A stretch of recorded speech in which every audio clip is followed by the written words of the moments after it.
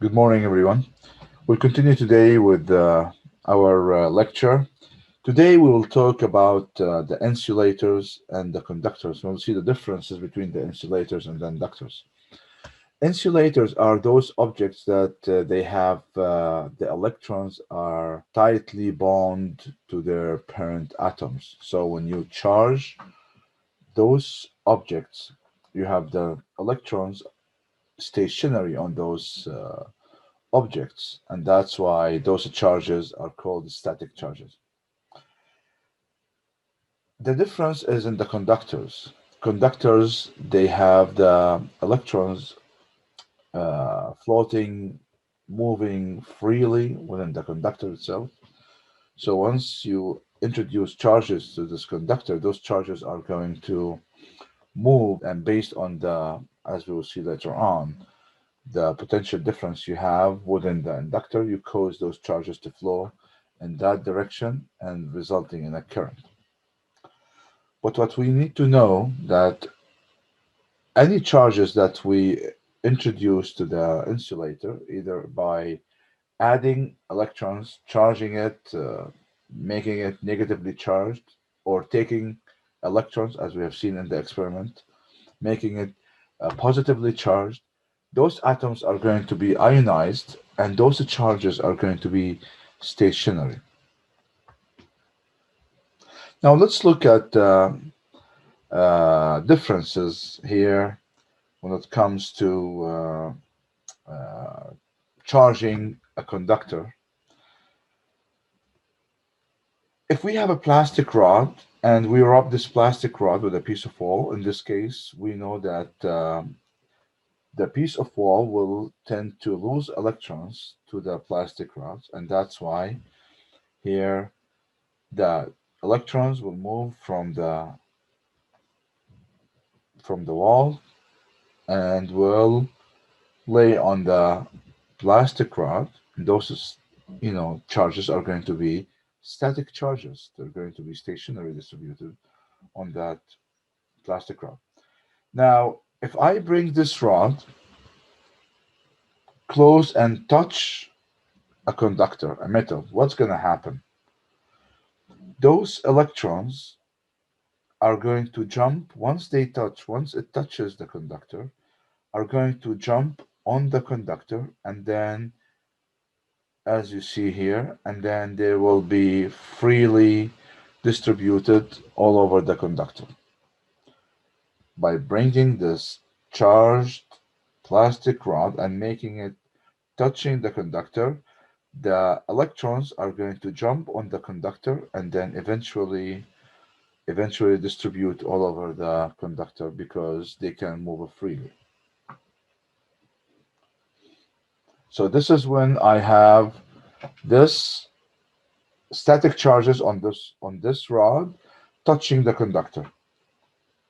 Now what happens if I bring it closer to the conductor without touching it?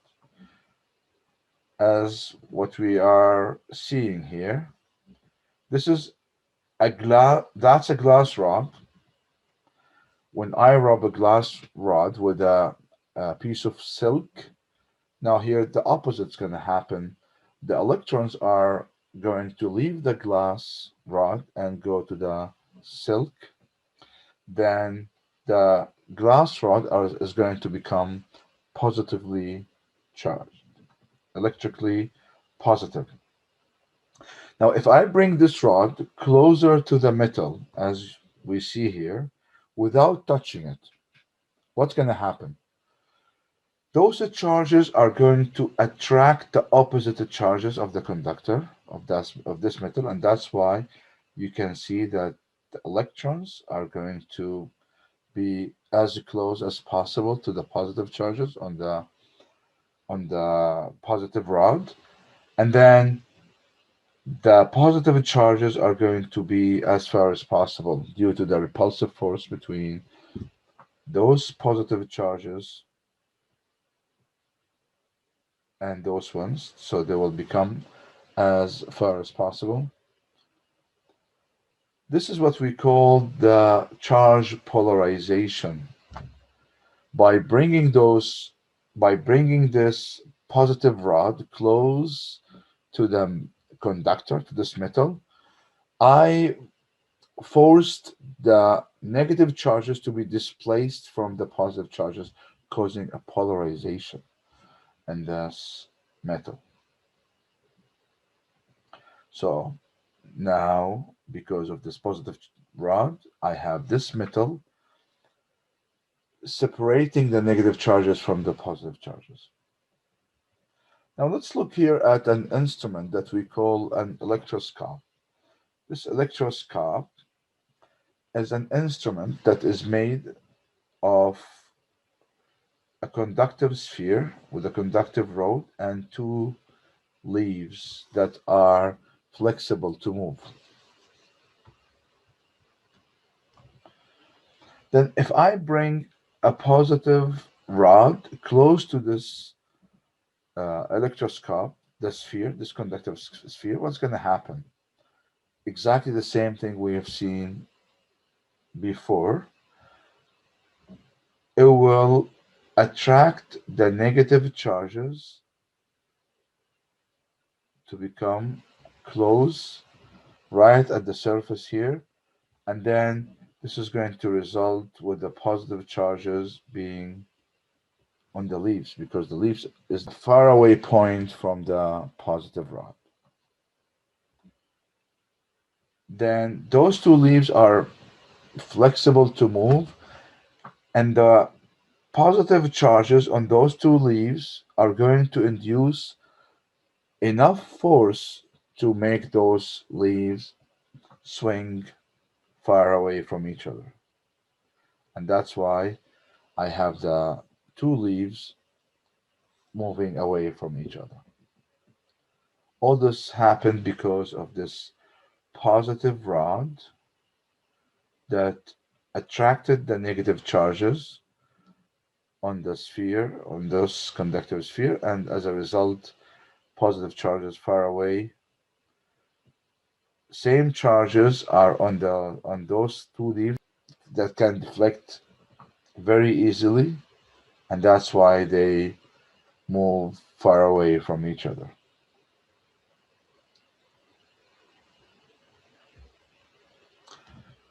Now let's look at this example here. If I have an electroscope that is charged by touching it means charges are jumping from this rod to the conductive sphere with a negatively charged rod. The leaves spread apart and the rod is removed. So what we know here that I brought a negative rod closer to an electroscope, then I touched it, then those negative charges jumped on the conductive sphere, and then I removed the rod. Then what happens? I have negative charges all over, and that's why the two leaves deflected far apart. Then a positively charged rod is held near but not touching the sphere of the electrode. I have now a positive rod that is not touching, held close to the sphere. Now the question is the following. What initially happens to the leaves? This is the initial due to the touching of this negative rod to the sphere. The negative charges jumped on this conductive sphere, and now I move the negative rod away. Then now I have the negative charges all over, and that's why the two leaves deflected far apart. Now, what's going to happen when to the leaves when I bring a positive rod closer to the electroscope here without touching? If I bring this one closer without touching, then this positive rod is going to attract more negative charges. So more negative charges are going to go up and distribute on that sphere. Why? Because the positive rod is attracting them. The positive rod now is attracting, is increasing the force, the attractive force to go up, which means those negative charges that were on those two leaves are now going to move up. If they move up and leave their spaces here, I will end up with less negative charges on those two leaves, which means a less force. If I have less force, this means those two leaves are going now to come closer to each other. So the deflection is going to decrease.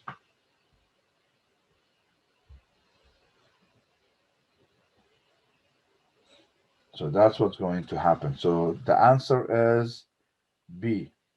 The leaves will move closer together. The deflection is going to decrease. Okay, let's move on now to the another experiment. In this experiment, we are going to bring a negative charged rod closer to a conductive sphere. This conductive sphere is isolated from the ground. So this is an insulating stand.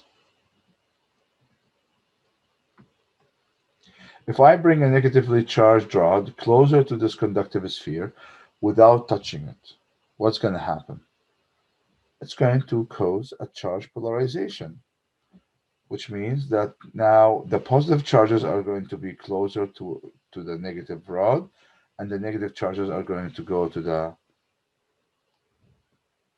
other side of the sphere. Now, if I bring a wire and connect this wire between the ground and the sphere, as you can see here, what's going to happen? Those positive charges are bounded by the negative charges on the rod. So they're going to stay there. They're not going to move. Those are causing those charges to stay there. However, the negative charges that are on the other side of the sphere, when I put the wire to the ground, they will go down to the ground because they want to go as far as possible due to the repulsive force with this negative rod. So I created the path for them such that they are going to run away down to the ground. So by having a wire between this sphere and the ground, I managed to make a path for those charges to go all the way down to the ground. Now, if I remove this wire, basically I discharge those negative charges. If I remove this wire, then I only have the positive charges on that sphere. Now, if I move away this negative rod, then those charges that they were bound at the side of the sphere now will be free to distribute all over the sphere. So it is extremely important to understand how the charges are behaving on those conductive, but spheres, let's put it this way. When I have a rod that is, this rod is negative or positive, either touching or not touching those conductors or those metals.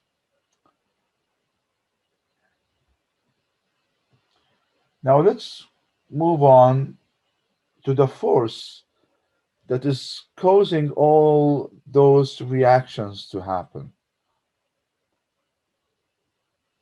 This force was discovered by Coulomb. He conducted detailed studies on those forces, and he concluded the following. He concluded that this force is proportional to the product of those at least two charges. If I'm talking here about the force between two charges, then Coulomb concluded that this force is proportional to the product of those two charges. So both of the charges are contributing to the force. Remember this point. What else? He also concluded that this force is inverse proportional to the square of the distance, which is 1 over r squared, such that this r is the distance between those two charges.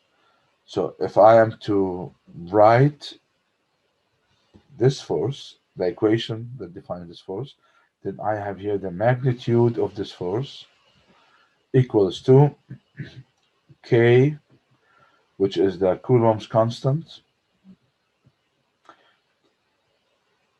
times Q1 magnitude times Q2 magnitude as well, divided by the square of the distance, r squared. What is this K? K is 8.988 10 to the power 9 Newton meter squared divided by Coulomb squared. So this force F vector equals to Coulomb's constant, Q1 times Q2 divided by r squared times r hat. What's this r hat? This is the unit vector that has a magnitude of 1 and it is in the same direction of the force. Now this Coulomb's constant equals to 1 over 4 pi epsilon naught. And what's this epsilon naught? This epsilon naught is called the permittivity of the free space, and it's given by 8.854 10 to the power minus 12 Coulomb squared divided by Newton meter squared. So this permittivity of the free space basically defines how easy is this force penetrating the free space. As we will see later on, when the medium is not a free space, then this permittivity will be different. We'll be looking at another permittivity that is equal to the permittivity of the free space times the dielectric constant.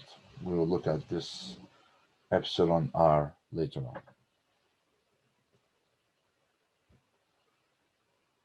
So let's look at this example. This question is extremely important to understand Coulomb's law and to understand how does the electrostatic force work. Remember, what did we say? The force itself is proportional to the, always remember, the product of the two charges. So if I have here two spheres, one of them is positive and the other one is also positive. However, the value of the Q2 here is way greater than Q1. I want you to know that there's only one figure that is correct and the others are wrong. So which one? So here the charge at 1 is Q1 and the charge at 2 is Q2. Looking at the charges on those spheres, I can easily tell that the charge on Q2 is greater than the charge on Q1. That's very clear. Just looking at how many pluses I have here. That's fine. So I need to know which figure is the correct answer. Back to my force, I have K,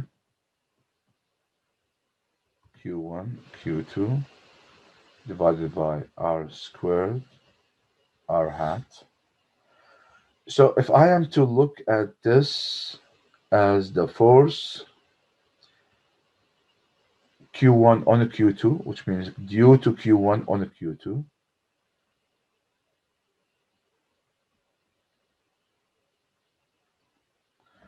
and this one is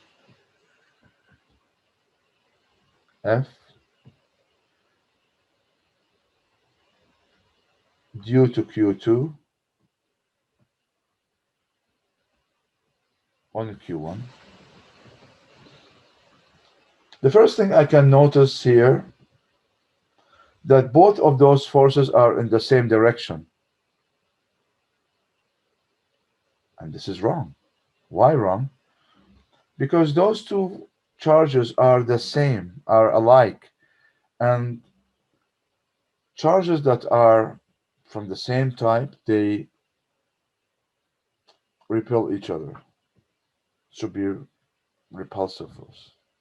And here they are in the same direction, which basically wrong, because here Q2 and Q1 means that this force, this charge is attracting Q1, which is wrong. So this one is wrong. What else? I can see that the magnitude of those two forces are different. And this is also wrong. Why? Because as you can see, the force here, if I look at the magnitude,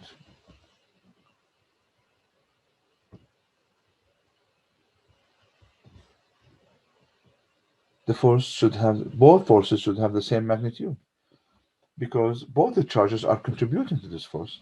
So F Q1 on a Q2 should equal F Q2 on a Q1. So two things I have noticed. I have noticed that the magnitude is not the same. And I also have noticed that the direction is wrong.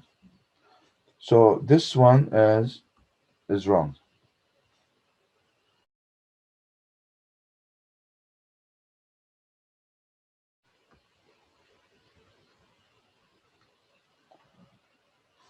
Also, this one right away is wrong. They cannot point in this direction. This is also the same as this one. So figure 4 is the same as figure 1, but pointing in the other direction. The magnitudes are not the same. This is number 1. And the direction. One of them is attracting, the other one is repelling. That's wrong. What about here? This one seems to be right when it comes to the direction because this to me looks like repulsive. This one, Q1 is repelling, so this one is F Q1 on Q2, and this one is F Q2 on Q1. Yes, repulsive, but the magnitude is not the same. So this one is also wrong. What about this one? Yes, repulsive, but the magnitude is not the same, so this one is also wrong. What about this one? This one is wrong because the force here should not be 0. So this is the correct answer. Look at the magnitude. They have the same magnitude. And They are repulsive forces. So the answer is 5.